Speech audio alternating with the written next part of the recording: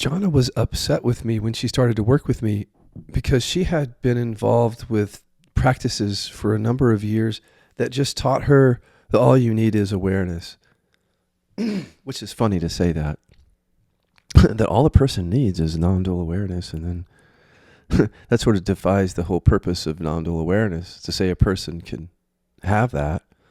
But she was indoctrinated into a belief system through a series of teachings and practices. She didn't know it was a belief system. I didn't either. And that's how it was hard for me to get to my anger repression in the same way you'll see it's hard for Jonna to get to her hurt repression because of the non-dual teachings and Eastern practices. Well, Jonna's not going to just listen to me on the internet and then the teachings that she's been listening to that say all you need is awareness. She's not going to just discard those teachings because she's heard me. But she came to work with me and I said, look, let's just go into the body, because debate will lead us nowhere probably, other than, it won't, because the body keeps the score. And if you're willing to go into the body, let's find out, Jonna, if all you need is awareness. That recognition of awareness is all that one needs to end suffering or whatever. And she went into where the contraction is, the feeling that something was missing still. This was a sensation that she'd felt all of her life. And her awareness practices never took that away completely at all. I mean, it always remained. So I said, that's where I want to start, is what this notion that is awareness is all you need, why it doesn't seem to get to that persistent feeling of me. And do you feel it as like something is missing, lacking, deficient? She said, yeah, for me, it's like I'm unlovable. But she put different words on it, but it was just some version of there's something is missing. I'm lacking something. And I said, okay, go into to that contraction and pull up your mom and dad and people close to you.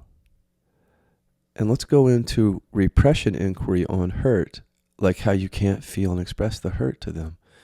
And she did that. And the contraction is transmuting. She's watching it in awareness transmute this sense of separation, this sense of deficiency that she could never get to, starts transmuting. And we keep working that area and she sees, oh, that's the deficiency that you're talking about. In other words, we're literally deficient. We're missing these buried emotions. I said, exactly. I was going to say it, but it would have been a teaching here if I would have said it. But you must have heard me say it and now you see it for yourself. Is that right? And she said, yes. That's one of the biggest insights that people can have in KI, that the feeling of lack or deficiency is trustable. But it's not in the mind. You can't find it there. Like, I'm unlovable, that's mindy. I'm not good enough, too mindy, too safe. But it's in the body is a sense of deficiency. And it's quite literally that we're missing certain emotions. And Jonna was missing hurt. It was buried, and it just felt like contraction. So I said, Jonna, how long have you just been resting as awareness, letting it all be? She said about 6 years. Have you felt deficient and lacking the whole 6 years? She said, my whole life. Well, then if you now know that the feeling or the sense of deficiency comes because you're deficient in the emotion that you buried, are you willing to start a process of hurt repression inquiry? Let me teach it to you. She said, well, I now know that first of all that you need is awareness is not true, because I can see that I have buried hurt. I can see how that was confusing me, how it's driving things, but it was confusing me. So I feel settled on that issue of all you need is awareness. But my concern about doing hurt repression inquiry, Scott, is that it might go on forever.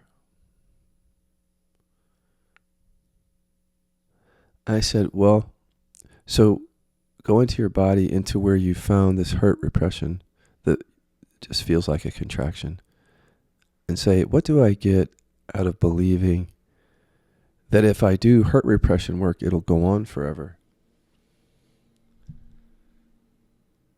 And she said, that keeps me safe. And then she found, from feeling and expressing the hurt, she found it right there, that she had a belief that the repression inquiry would go on forever, which it doesn't, so that she would never start. And then I said, look, even though I think you do get it, that it's not just about resting as awareness, that buried emotions don't come into awareness, and that they create the suffering that comes into awareness. I think you get that. But I'm not convinced that that's going to translate to a practice for you that will end your suffering. And she said, well, I'm now open to process. I don't think it's going to last forever. I can see that. I said, it's not that. I said, my sense is that you might be like me, but tell me if it's a projection. I'm gonna say you might struggle going back to this notion of just resting as awareness. But I'm going to teach you the tools. And if you have that issue, I want you to come back and I'm going to show you how to work with it. If it's not an issue, forget it. So I don't see her for a month. And she knows how then she's doing hurt repression inquiry, which means when different forms of suffering come up visibly in her life, she's going to discover that it's hurt repression. She's going to process that to begin ending her suffering. That's what she's doing. It's a big thing. But she comes back, of course, in a month, and she says, well, obviously, the freedom is here. I'm experiencing the freedom, but I do notice myself not only coming back to just resting as awareness, but believing a couple of things about that. Or I don't know if they're beliefs, but I want to share it with you. I said, okay, what happens?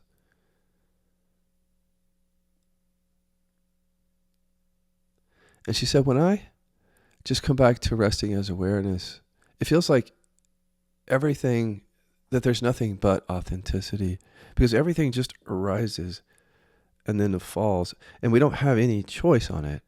So whatever it is, all that we can do is allow it. It can just be seen. And so that's authentic, to just truly allow whatever is here while we're resting as awareness. And I said, well, first of all, go into your body and say, what do I get, if anything, out of believing that that's authenticity? To just rest as awareness is authenticity. Because if it is, you won't get anything out of it. Right? If it's not ego. And she said, oh, that protects me. That keeps me safe. Her stomach said that when she asked the right way. And I said, so you do hurt repression work, right? So you sit in a session on your own, just you, and do it, and you experience that openness, that more embodied freedom. Is that right? She said, yes, 100%. But when I'm not doing hurt repression inquiry, and I'm just going throughout my day, and I see things coming and going to awareness, I think that is authenticity, because it's so natural to just be with what is. And I took her into the inquiry to see what she gets out of that first, for a reason, to show her that it's not a true insight, like it's actually keeping her safe. But we had to go deeper. Once her body produced that, oh, I'm staying safe from that, she became open. See, when you talk to somebody just on the level of the mind, they can be self-protective. But if you take them into the body where they hear, oh, what I thought was a truth is actually just a self-protective program, that then turns to openness quite often. And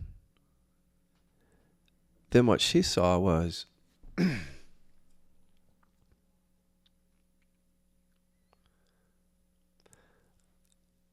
that when she was resting as awareness, she was never showing hurt to people. She was just never expressing it, ever, until she started to do this work. And she was not wanting to. She was resistant to that because that's her repression driving her suffering. So instead of going into that, she wanted to go back to the non-dual awareness bypass of like, well, as I'm resting as awareness, I'm just allowing it all. No, you're actually not. That's what you're learning here. That when you live your life, you don't show that to people. And so what you're showing to people is false. Because whenever we hold back what's true, we're forced to identify with what's false. So I said, why don't you process more of these non-dual Eastern practice beliefs that are keeping you in this place of safety where you bamboozle yourself like I did into thinking you're being authentic with people when you have repression. And just all that means is go back to the hurt repression process.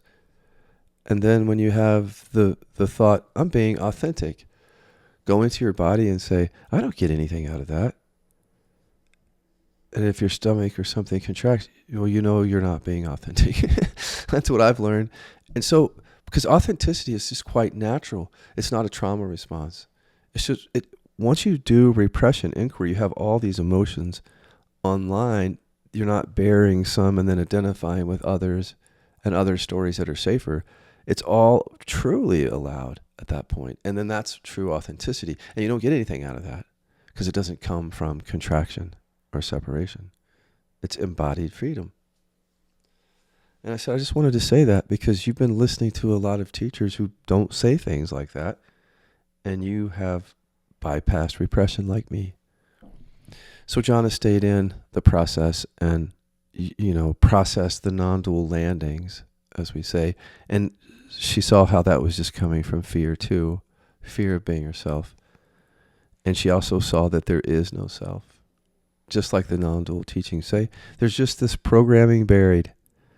And it's either conscious or not. And like the science says, and your own body, and Jana too, that programming is running all your suffering. Believing that you can just sit and allow it all is part of the delusion.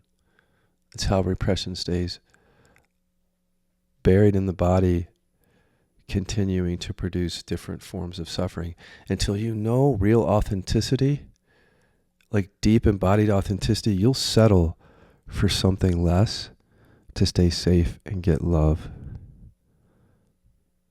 If you're ready to turn that all around, to correct the bypassing, to go into embodied freedom, start with repressiontest.com. That puts you on our newsletter and it tells you what the emotions are that you bury.